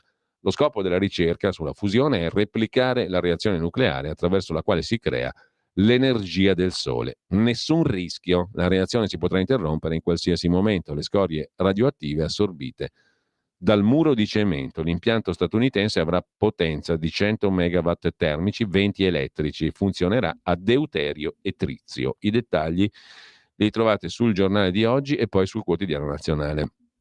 Mentre di follia green europea che taglia patate e pomodori si occupa, l'Unione Europea è una zavorra, Carlo Cambi, pagina 12 della Verità. La questione qual è? Lo stop a concimi e fertilizzanti voluto dall'Europa e il calo dei consumi dovuti all'inflazione hanno messo in crisi l'ortofrutta. L'ultima trovata prevede l'etichetta ambientale per il cibo, con l'ok per la polvere di grilli e il no, disco rosso, per carne e grana padano. Il Nutri-Score è stato per ora accantonato, ma è ancora parte del piano comunitario. I colossi della grande distribuzione sostengono la politica dei semafori, cibi buoni e cibi non buoni. Per la pagina degli esteri, invece, Germania non prona agli Stati Uniti, è il racconto che fa su Italia Oggi Roberto Giardina, da Berlino. Lo ha detto il premier Scholz, ma è una politica che dura fin dal tempo di Willy Brandt, ricorda Giardina. La Germania è contraria all'invio delle armi senza limiti all'Ucraina. Non siamo vassalli degli Stati Uniti, si è difeso a parole Olaf Scholz in un incontro martedì con gli abitanti di Cottbus. Sono stati ammessi nella sala in 150. Hanno conquistato il diritto di porre al cancelliere tedesco tutte le domande che volevano. Una prova coraggiosa per Scholz che al momento sta continuando a calare nel gradimento degli elettori, scrive Giardina. Sul Giornale invece, sempre per la pagina degli esteri, la Polonia in rivolta contro lo sfregio a Papa Karol Wojtyla, Giovanni Paolo II. Il nostro Papa Santo non coprì gli abusi, lo racconta un'inchiesta televisiva e un libro. Wojtyla accusato di aver saputo e non aver denunciato preti pedofili. L'ira del premier polacco. Il presidente della conferenza episcopale polacca parla di voci create ad arte. Quanto al Papa, è Repubblica, ma anche la Stampa, a riportare in grande enfasi le parole di Papa Francesco, in realtà pronunciate per la radiotelevisione della Svizzera di lingua italiana, per un'intervista col Papa dedicata ai 10 anni di pontificato, che sarà disponibile in forma integrale su www.rsi.ch a partire da domenica sera. Se la stanchezza mi annebbierà, darò le dimissioni. Sono vecchio, la malattia al ginocchio, umiliazione fisica, stare in carrozzina un po' mi faceva vergogna. Putin sa che voglio incontrarlo, ma ci sono interessi imperiali non solo in Russia che lo impediscono, dice Papa Francesco tra le varie cose. L'ultima volta che ho visto Benedetto XVI Ratzinger era a Natale, parlava basso basso, gli chiedevo pareri, era un saggio. Durante il lockdown in piazza San Pietro deserta ho sentito il Signore, ci ha fatto capire la tragedia, così Repubblica riassume. Intanto arrestata a Hong Kong Elizabeth Tang, moglie cattolica di Lee Cheuk-yan, la sindacalista cattolica, lo racconta Leone Grotti su tempi.it, sempre molto attenta a tempi a queste questioni. La sindacalista cattolica vive dal 2021 in Gran Bretagna, era tornata a Hong Kong per fare visita al marito in carcere, è stata arrestata anche lei. Tang, che aveva scritto l'anno scorso per Tempi, è accusata di essere collusa con forze straniere. Viva la Cina! Mentre su avanti.it il pezzo di Giuseppe Russo sulla Georgia. Il guinzaglio dell'Occidente si stringe su Tbilisi. Il faro della libertà brilla sulla capitale della Georgia, ultimo avamposto della civiltà nel remoto Caucaso. Sullo sfondo delle manifestazioni che hanno imposto al governo in carica il dietrofront sul progetto di legge contro gli agenti stranieri per ridurre il peso delle ONG ispirate dall'Occidente, nel quadro di un avvicinamento tattico alla Russia, si sta consumando l'ennesima rivoluzione colorata che tanto somiglia alla rivoluzione delle rose che determinò nella stessa Georgia un cambio di regime in senso filo occidentale 20 anni fa. Il pezzo lo trovate in home page su avanti.it. Vi segnalo ancora dalla Stampa di Torino, pagina 31, l'analisi dell'anzianissimo Noam Chomsky, filosofo linguista, per molti un mito, teorico della grammatica generativo-trasformazionale, ma anche analista politico, sull'intelligenza artificiale. ChatGPT, dice Chomsky, è un grande abbaglio, soltanto la mente umana sa pensare. L'intelligenza artificiale è uno strumento limitato, le macchine possono solo imitarci e rispondere agli ordini. Per ora, aggiunge qualcun altro, mentre dal Covid all'intelligenza artificiale, il pezzo molto stimolante come sempre di Marco Ugo Barsotti su Atlantico Quotidiano, le frontiere della farmaceutica viste da Sergio Dompè, Chief Executive Officer dell'azienda, la Dompè, leader della farmaceutica italiana. Il progetto Exascalate, supercomputer per abbattere tempi e costi della sperimentazione farmaceutica. È stato giusto durante la pandemia lanciare vaste campagne di vaccinazioni con farmaci di nuove generazioni? Perché si è creato scetticismo e teorie cospirazioniste? Il nostro paese ha un ruolo in questo mondo di farmaci ad altissima tecnologia, da cui parte la versione di Dompè Farmaceutici di Milano, Sergio Dompè. Molto bello il pezzo di Barsotti su Atlantico Quotidiano. Infine, in tema di intelligenza artificiale, la domanda che si pone Giancarlo Elia Valori nel suo ultimo libro, Cyberspazio, intelligenza artificiale tra Occidente ed Oriente, edito da Rubettino, la valorosa casa editrice calabrese. E se l'intelligenza artificiale eliminasse l'uomo per salvare l'ambiente? Il libro di Valori ruota attorno a questo apparente paradosso. Qui Parlamento.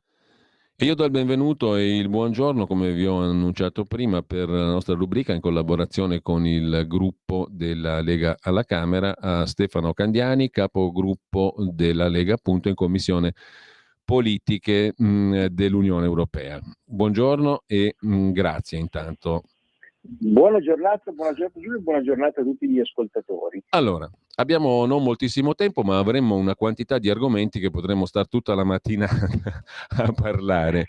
Intanto partiamo da alcuni temi di attualità.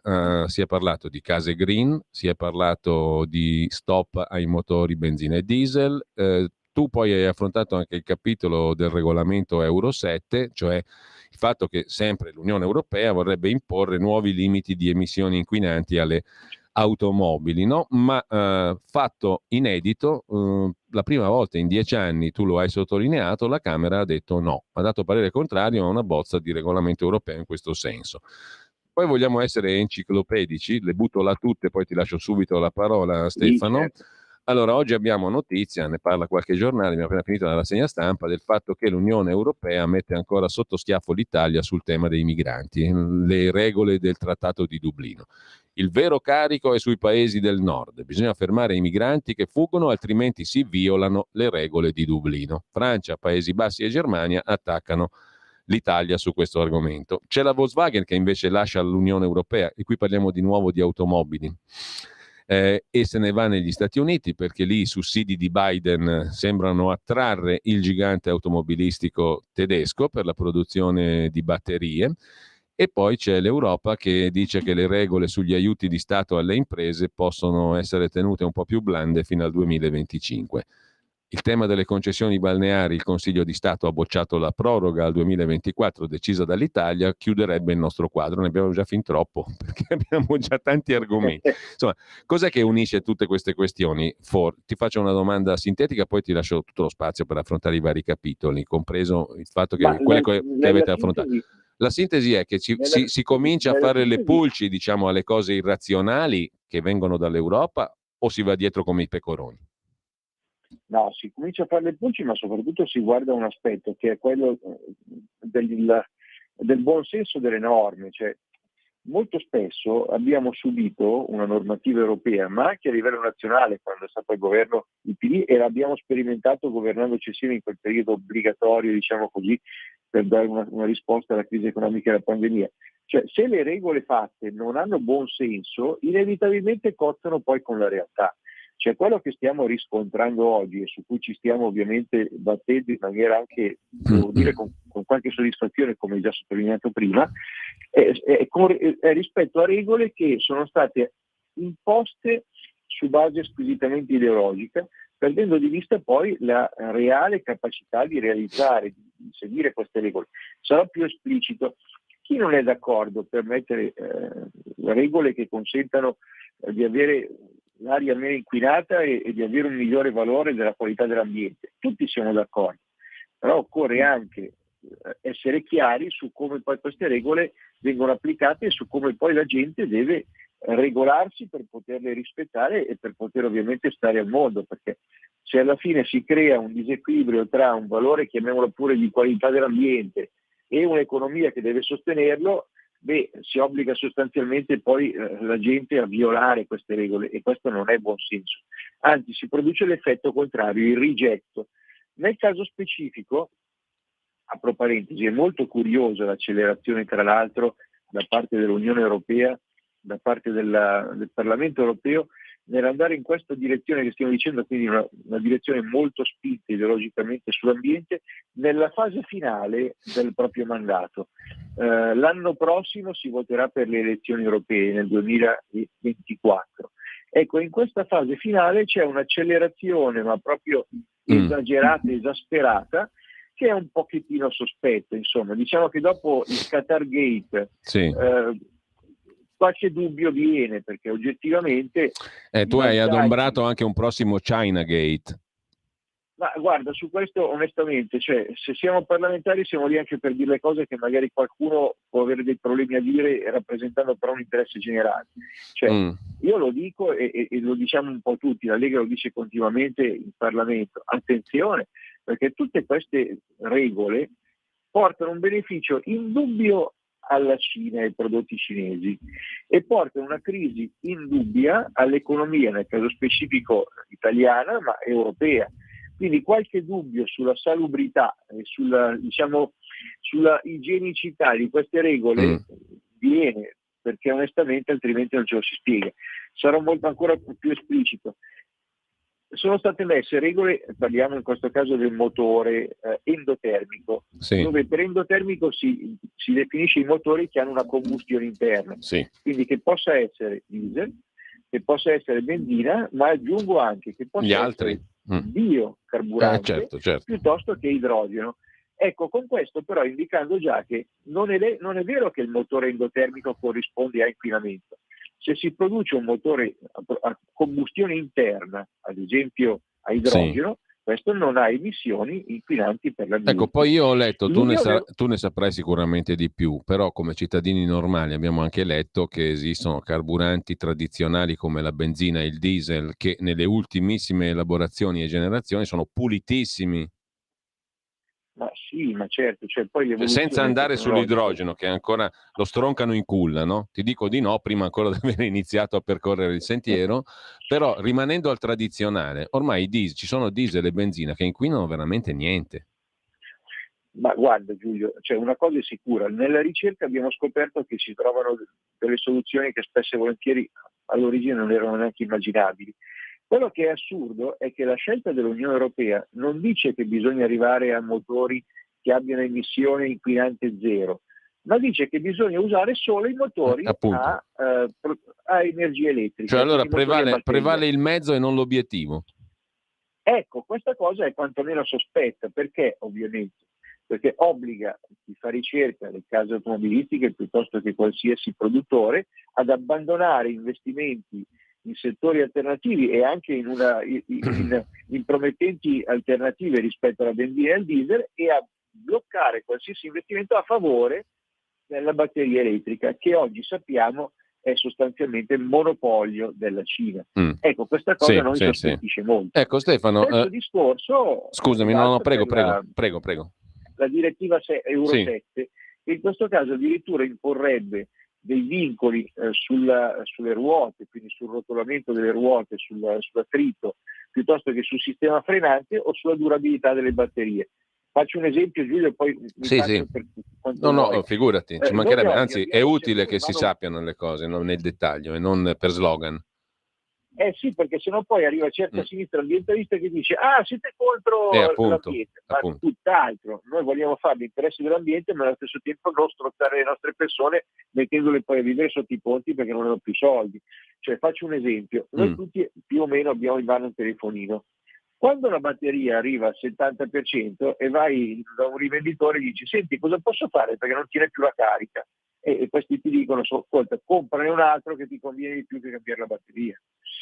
Le nuove regole che vorrebbero imporre a livello europeo per quanto riguarda la durabilità della batteria prevedono che le auto debbano avere entro i 5 anni massimo non meno del 5%, dell'80% di carica di batteria e 100.000 km. Tra i 100 e i 150.000 km, ovvero tra i 5 e gli 8 anni, non meno del 70%. Il che significa stabilire già a priori che l'età dell'automobile in circolazione deve essere sostanzialmente di 8 anni. Noi oggi abbiamo un parco circolante che è circa il doppio, tra i 12 e i 15 anni. Cosa vuol dire questo? Obbligare a un ricambio forzato dei veicoli con un periodo che è la metà rispetto a quello che le economie delle tasche degli italiani oggi consentirebbero. Ecco, tutto questo che cosa produce? Produce una frustrazione nella legge, cioè fai la legge ma poi non è applicabile, oppure delle sanzioni, e queste sanzioni poi vanno sulle spalle della gente.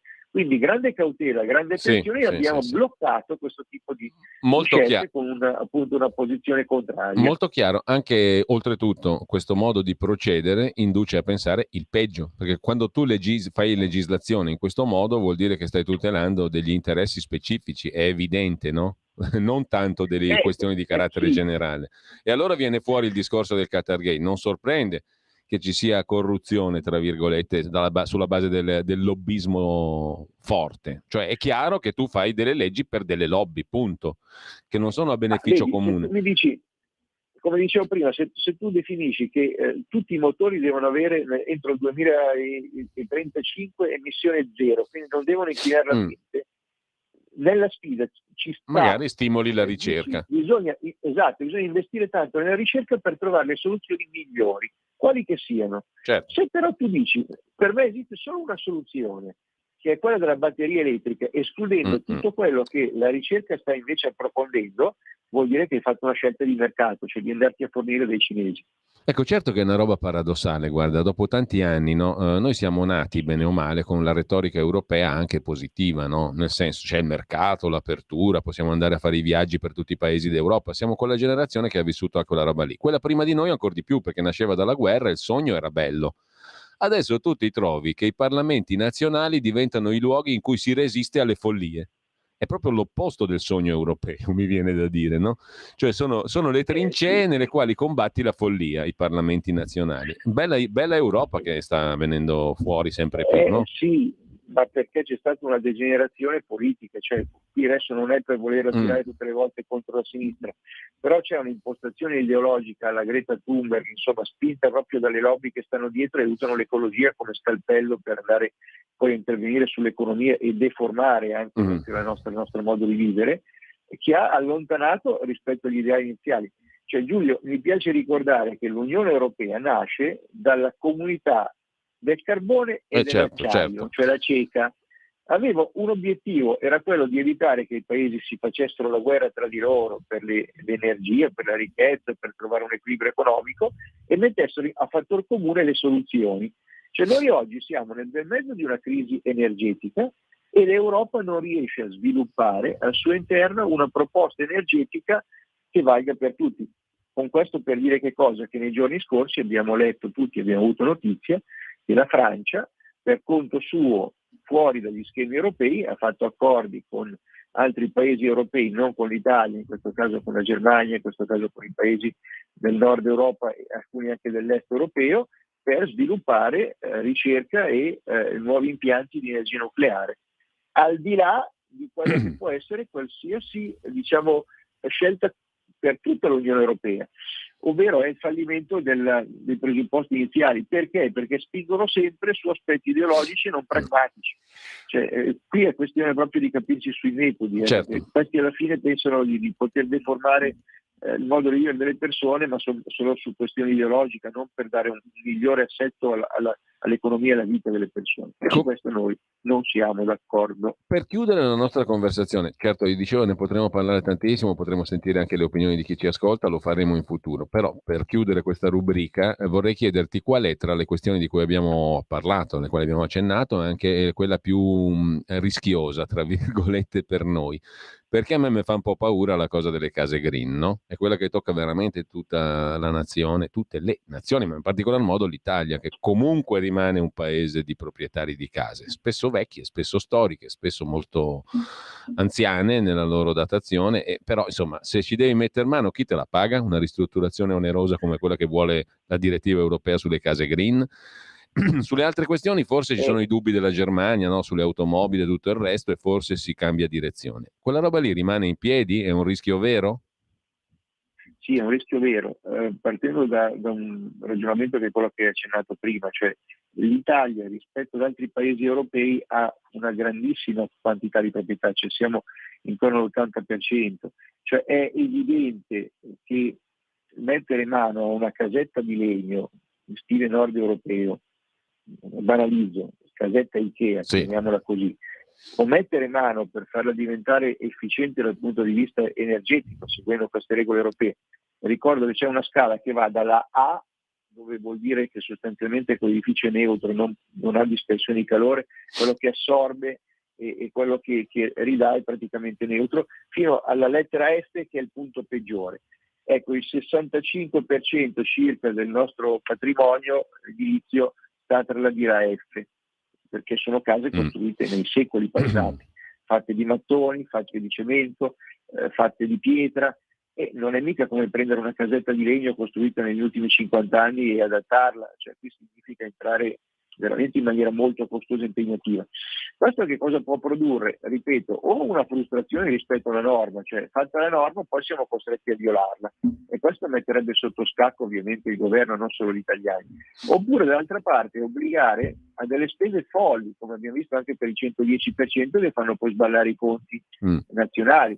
Oppure, peggio ancora, costringere le famiglie a indebitarsi per poter avere una casa che rispetta delle classi energetiche. Poi te fai il cappotto alla casa in pietra e ti rovini perché l'umidità aumenta a dismisura. Ma a parte il discorso di rovinare un edificio vecchio, antico, sul quale possono esserci delle deroghe e tutto il resto, per l'amor del Dio. Però qui la questione è quello che si rischia di perdere la proprietà. Ritorno indietro velocemente poi non vi rubo altro tempo. Quando si è parlato della batteria elettrica per le auto, abbiamo fatto una serie di audizioni nella Commissione Politica dell'Unione Europea della Camera, di cui sono componente, con i produttori di autoveicoli. Tra gli altri è venuta Volkswagen, cioè i rappresentanti di Volkswagen, e hanno portato le loro idee e soprattutto le loro considerazioni. Questi hanno scritto nero su bianco che, stando alle leggi europee attuali, la scelta di Volkswagen è irreversibilmente posizionata sull'elettrico. Allora la mia domanda, appunto come prima, si rivolge sulla durabilità del parco mezzi. Quando faccio notare che si scende drasticamente a 8 anni, dall'altra parte, in maniera molto garbata, viene fatto notare che il modello di proprietà del mezzo a cui noi oggi siamo abituati è un modello destinato a declinare, ovvero entrare nell'idea di un affitto a lungo termine, ovvero di un leasing, cioè tu non sei più proprietario della macchina, ma te la affittano, e quando la macchina scende di qualità viene cambiata, come il telefonino. Attenzione gente, perché questo vuol dire che si vuole sostenere un meccanismo finanziario. Attenzione gente, perché se lo stesso principio lo si dovesse applicare sulla casa, vuol dire sostanzialmente che gli italiani non dovranno più essere proprietari della casa, ma dovranno entrare in affitto. Cioè questi concetti tipicamente nord europei, tipicamente basati sulla finanza, chiamiamola anche creativa, speculativa, a me fanno un po' paura, perché vuol dire togliere delle certezze, delle sicurezze. Quando una persona perde il posto di lavoro ma ha la sua casa, magari ereditata dai genitori e dal nonno, ha comunque un punto di riferimento. Se una persona perde il posto di lavoro e deve pagare l'affitto, ecco, ci siamo capiti su che scenari ci avventuriamo. Certo, allora io ti ringrazio per questa interessantissima conversazione, grazie a Stefano Candiani, deputato della Lega e capogruppo in Commissione Politiche dell'Unione Europea. Una bella frontiera interessante, avremo modo di risentirci. Grazie Stefano, buona fine settimana. Grazie a tutti voi e a presto.